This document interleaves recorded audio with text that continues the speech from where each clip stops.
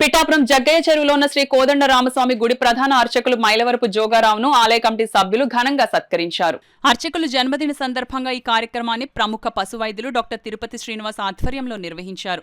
ఈ సందర్భంగా డాక్టర్ శ్రీనివాస్ మాట్లాడుతూ కార్తీక మాసంలో భక్తులందరి చేత విశేష పూజా కార్యక్రమాలను నిర్వహించడంలో అర్చకులు జోగాచార్యులు తీసుకున్న ప్రత్యేక శ్రద్ధ అభినందనీయమని అన్నారు.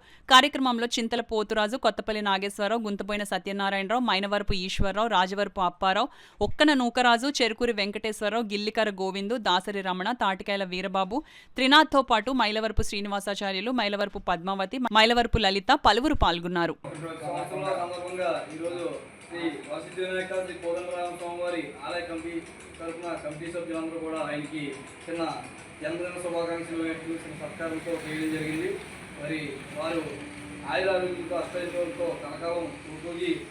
ఈ రెండు గుళ్ళు కూడా ఎంతో దినదిన అభివృద్ధి చేయాలని మేము మా కమిటీ తరఫున సమూహంగా ఈ కమిటీ తరఫున